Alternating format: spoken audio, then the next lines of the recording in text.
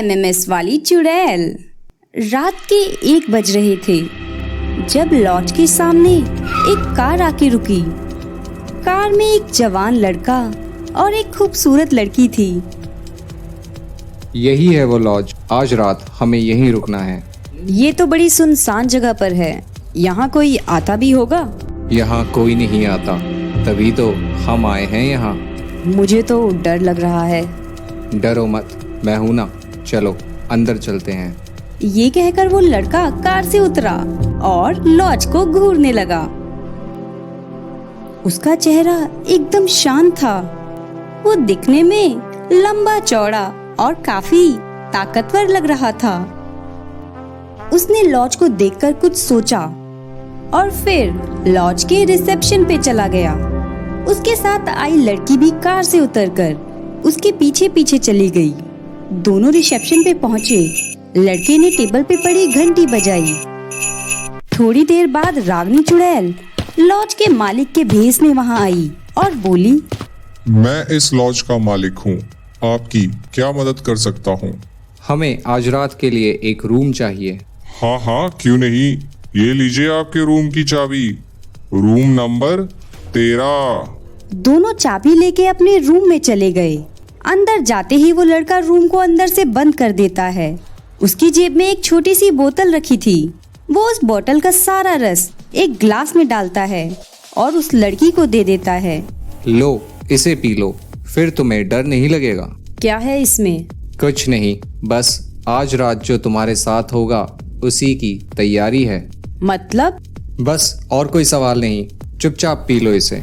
उसकी आवाज में कठोरता थी।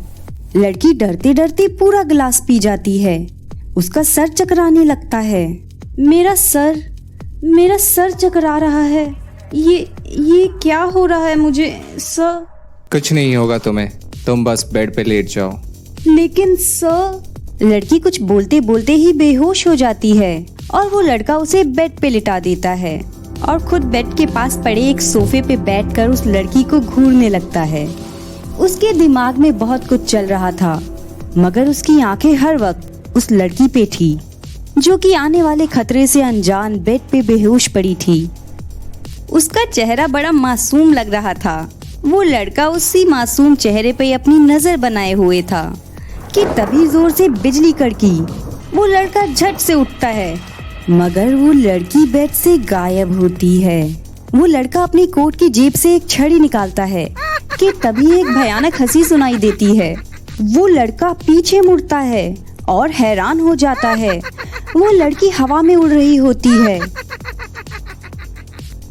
रागिनी चुड़ैल ने अब उस लड़की के शरीर पे कब्जा कर लिया होता है। वो बोलती है, तू भी आ गया मेरा शिकार बनने? अच्छी बात है, तुझे मारकर मैं तेरा भी खून पी जाऊंगी। कौन हो तुम और क्यों इस लड़की के शरीर पे कब्जा किया है?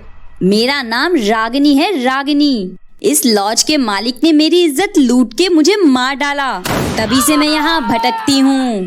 तुम्हारे साथ जो हुआ वो गलत था, मगर किसी और को मारना तो सही नहीं।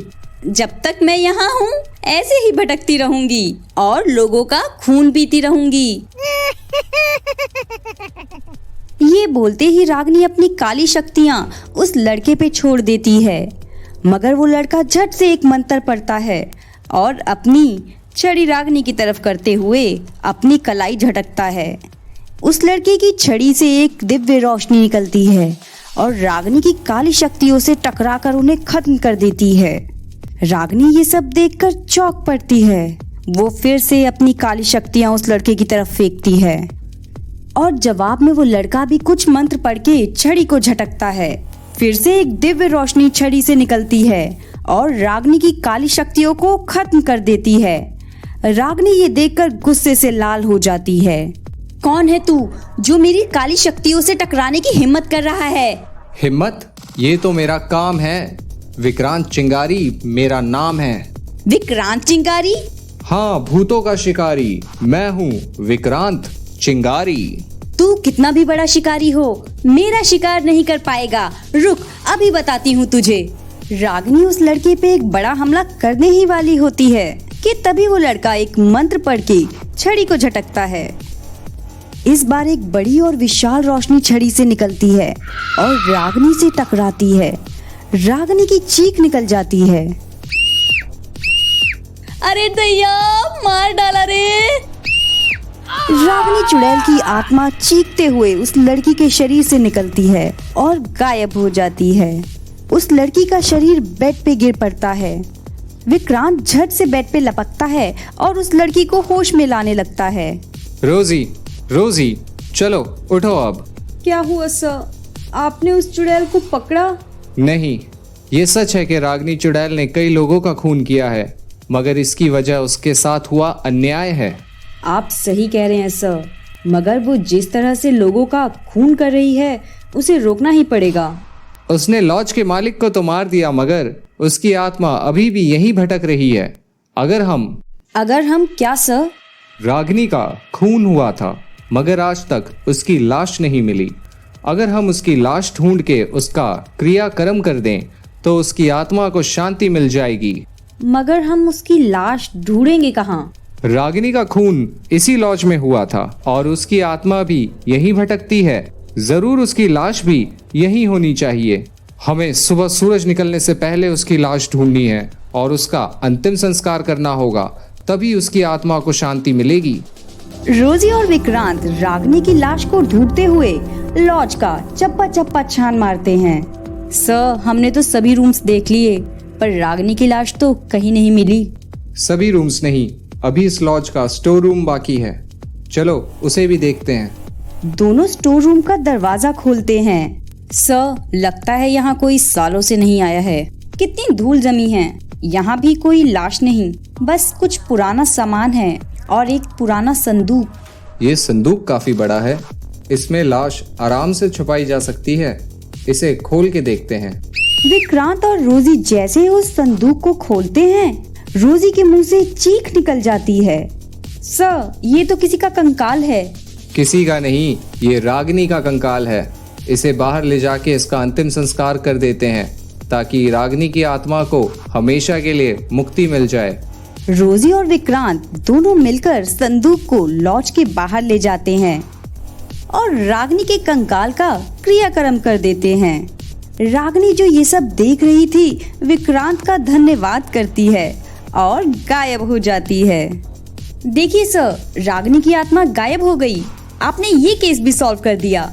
ऐसे भूतों और चुड़ैलों के केस तो आते जाते रहते हैं। अब हम चलें या आज रात यहीं इसी लॉज में रहने का इरादा है? ओह नो सर, चलिए चलिए। सर, आप तो हर बार भूतों और चुड़ैलों को पकड़कर बोतल में बंद कर लेते थे, फिर इस बार आपने रागिनी को क्यों जाने दिया? रागिनी बाकी चुड़ैलों की तरह नहीं थी। चुड़ैल बनने के बाद भी वो उन्हीं लोगों को मारती थी जो लड़कियों पे अत्याचार करते थे। इसीलिए मैंने उसे कैद नहीं किया और उसकी आत्मा को मुक्ति दे दी। ओह वाह सर, आप तो चुड़ैलों का भी कितना ख्याल रखते हैं, बस मेरा ही ख्याल नहीं रखते।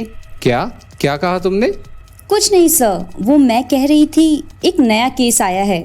ग्रेटर नोएडा के कुछ कॉलेज स्टूडेंट्स आए हैं। किसी शनाया नाम की चुड़ैल ने उनके दोस्त जतिन का खून कर दिया, वो भी उसका खून चूस चूस के।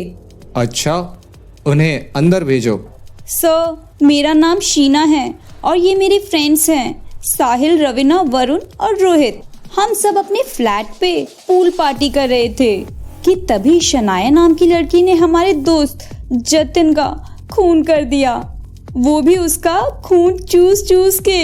आप प्लीज हमें उस चुड़ैल से बचा लीजिए। डोंट वरी, मैं तुम्हारे साथ तुम्हारे फ्लैट पे चलूंगा और उस चुड़ैल को सबक सिखाऊंगा, क्योंकि मैं हूँ भूतों का शिकारी विक्रांत चिंगारी। क्या विक्रांत शनाया चुड़ैल से सबको बचा पाएगा? जानने के लिए इस वीडियो पर क्लिक करें। और कौन है रागिनी? क्यों बनी वो एक चुड़ैल?